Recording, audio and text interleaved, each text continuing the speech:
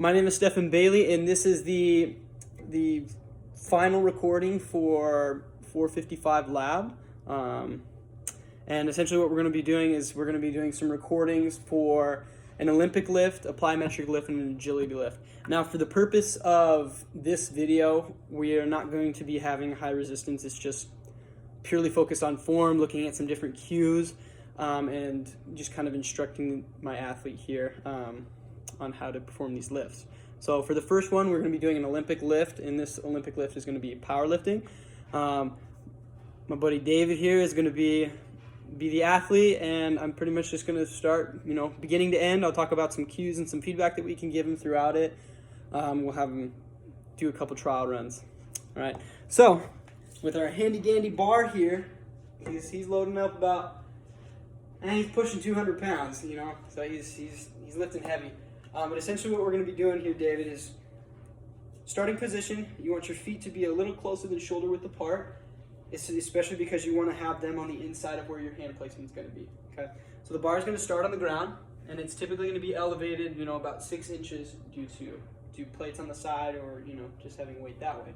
So, and essentially what we're going to be doing. Have you ever done a deadlift before? Mm-hmm. You've done a deadlift? Okay. So going down into a deadlift position, you're going to be bending the knees and hinging at the hips, getting down, keeping that core tight, and you're going down and getting your hands on that bar. Big thing, like I said, I want you to focus on, keep those knees inside. Your arms are going to be, and hands are going to be placed outside of them. Another thing is you want to make sure your hips are lower than your shoulders in regards to squatting down and bending down. Okay, so you're going to start in this position here, and from here you're going to go right into your deadlift. Okay, so you're coming straight up, focusing on extending your knees, extending your hips, and that's kind of that second phase. You're focusing on that extension here. Now, when you go through this, we'll start kind of slow pace, and then we'll kind of work into faster pace and working more into that power aspect of it. So once you get to the top here, this is where we call triple extension. Okay, so the extension is going to occur at your knees, your hips. You're driving those hips forward, and you're also extending up onto your toes. Okay, as you drive up, this is your driving phase where you're trying to get as much momentum under that bar moving. And what you're doing is you're pulling that bar in a straight path from the ground all the way up, and you're going to drop down underneath it and catch it here. Okay, arm should be up here, catch it up on your shoulder. Okay, big thing, like I said, bar path should be in a straight line. Keep those elbows above the bar for as long as possible before you need to drop down and grab the bar. Okay, let's go ahead and give it a try.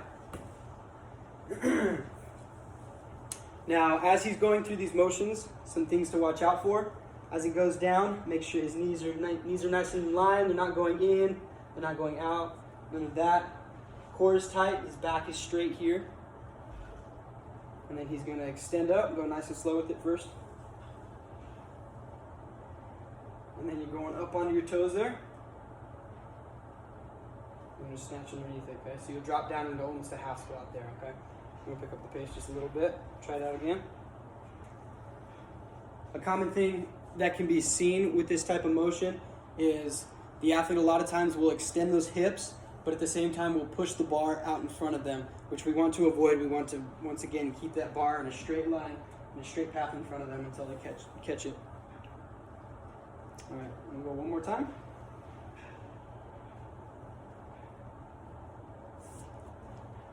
Good, better. And in terms of where feet positioning can end, there might be a little bit of a jump up and causing those feet to land a little wider and externally rotated, which is fairly normal with that. All right.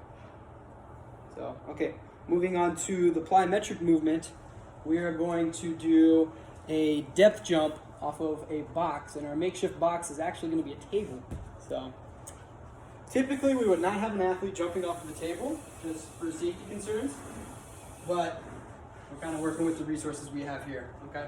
So for this one, we're going to have the athlete start up on top of the box. And all they're doing is they're stepping off with one leg, stepping forward. They're going to land 2 leg here, dissipate that force on the balls of your feet. And then once you land it, I want you to spring straight up into a forward jump. Now let's see if we can get a little bit right here. Okay. So I'll demonstrate it one more time for you.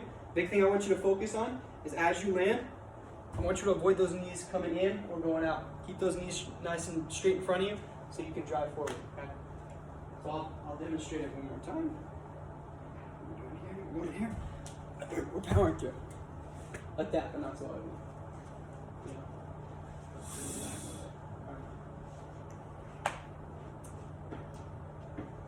And just for, this is more for proof of concept, but we would be doing progressions with box heights and even starting off with squat jumps prior to going to this type of movement. So go for it. Keep that core tight. Good. Good, man, on the balls of your feet. That feel good? Once again, we're watching those knees to make sure he is properly engaging his, his gluteal muscles, his glute med, and just keeping that nice and in line, just to primarily to produce as much force and to reduce risk of injury. So, give you one more time. All right. Feel good? Feel great. Okay. All right. And then the last exercise we are going to do, we'll probably do a little bit of movement with it. Move that over too. So for his agility drill, I'm going to have David here do a zigzag drill because David is a soccer athlete and we want to focus on change of direction, but with a lot of sprinting. So essentially what he's going to be doing is he's going to do this zigzag where we're going to have different cones lined up in diagonal directions, and then once he reaches the last cone, he's going to change direction, turn straight back, and sprint all the way back through the first cone. Okay. Do we have any tape? Do we have anything? Do you mind if I use some of that stuff just to... Wallet. Okay. Lucas, do you mind holding the camera for a second? Sorry, we're kind of arranging the whole thing here. Okay. And bigger phone too. We're gonna have starting position here. If I were doing this on a grass field, I would set them 10 yards apart in diagonal directions. I'm gonna go here. Granted, I don't have that room, so we'll kind of do what we gotta do here. Go here. We'll go one final one. Right here. This is a little dangerous, isn't it? It'll be fine. Yeah, it'll be okay. Okay.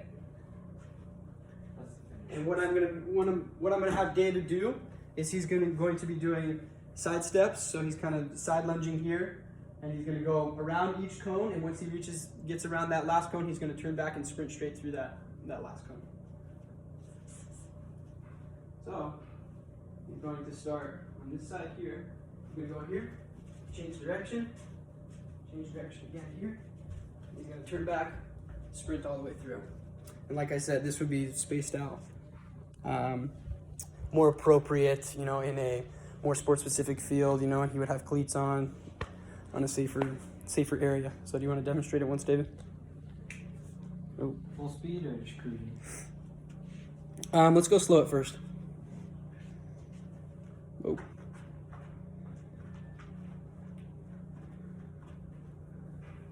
Then he'll turn back, change direction, sprint back. Once again, some considerations to have with this type of exercise would be to make sure he has the proper footwear. Obviously, his footwear right now is not optimal, so if he was on a grass field, I want him to have his sport-specific cleats on. In terms of flooring, if we're doing an indoor, we'd want to be on some sort of like a rubber mat or something that can give him grip so he's not slipping and, having risk of injury and things like that. And like I said, we would progress through those.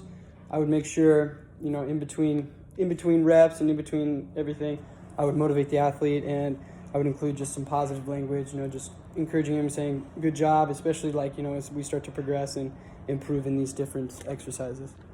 Once again, my name is Stephen Bailey, and that is my final for 455 Lab.